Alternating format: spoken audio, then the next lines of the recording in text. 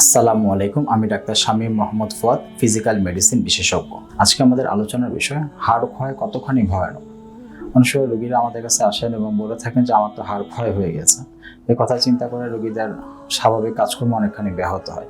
জন্য প্রথমত জানা দরকার যে হাড় ক্ষয় আসলে কখন খারাপ এবং কখন এটি খুব চিন্তার বিষয় নয়। আসলে মানুষের শরীরে দুই রকম কোষ থাকে। একরকম কোষ হলো যেটা হাড় তৈরিতে সাহায্য করে, আর একরকম কোষ থাকে যেটা হাড় ভাঙ্গনের জন্য সাহায্য করে।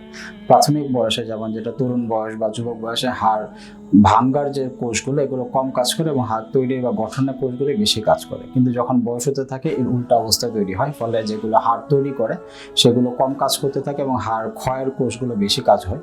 ফলে স্বাভাবিক প্রসেসে শরীরের হাড় কিছুটা ক্ষয় হতেই থাকবে, এটাই শরীরের স্বাভাবিক প্রসেস। এই জন্যই মানুষ এজিং বা বার্ধক্য হতে থাকে। কিন্তু বয়সের সঙ্গে সঙ্গে হাড় কিছু পরিমাণে ক্ষয় হবে, এটা স্বাভাবিক। এই জন্য এটা নিয়ে সবাই সবসময় খুব ভয় পেয়ে যাওয়া, খুব চিন্তিত হয়ে যাওয়া এটা প্রয়োজন নেই। কিন্তু প্রথমে জানা দরকার যে কখন হাড় ক্ষয়টা আমাদের জন্য আইডেন্টিফাই করলে আমরা বুঝতে পারবো যে আমার হাড় ক্ষয় হচ্ছে।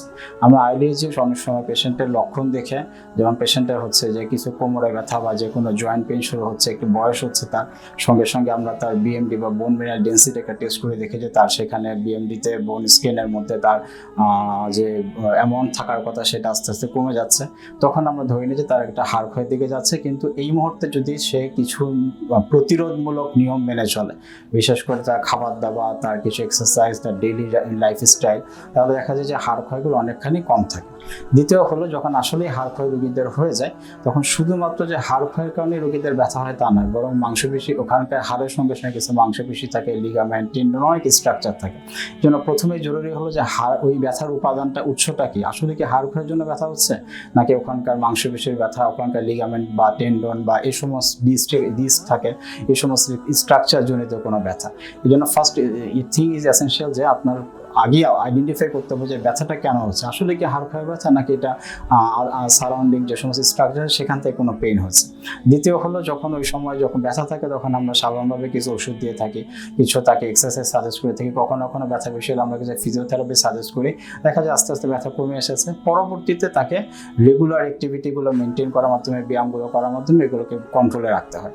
তৃতীয় হলো, বর্তমানে আধুনিক কিছু ওষুধ এসেছে যে ওষুধগুলো যার যে বোন মিনারেলগুলো কমে যাচ্ছে বয়সের সঙ্গে সঙ্গে যেটা হয়, এটাকে সে আবার নতুন করে তৈরি করতে সাহায্য করে। আধুনিক এই ওষুধগুলো ব্যবহারের মাধ্যমে দেখা যায় যে বোন স্ক্যান আজকে যেটা আছে 2 বছর পরে ওই ওষুধ ব্যবহারের ফলে আস্তে তার বোন স্ক্যানটা নর্মাল হয়ে গেছে। এই জন্য হাড় ক্ষয় হলেই চিন্তিত হওয়ার কিছু নেই, বরং সঠিক সময়ে আগে এটা ডায়াগনোসিস কনফার্ম করা যে আমার ব্যথা কেন হচ্ছে। আসলে হাড় ক্ষয় থাকলে আমরা রেগুলার কিছু ওষুধ সেবনের মাধ্যমে, এক্সারসাইজ, থেরাপি, এসবের মাধ্যমে তার ব্যথা পুরোপুরি নিয়ন্ত্রণ থাকা সম্ভব এবং পরবর্তীতে রেগুলার ফলো আপে থাকলে রোগীরা অনেক সময় অধিকাংশ ক্ষেত্রে ভালো থাকে। ধন্যবাদ।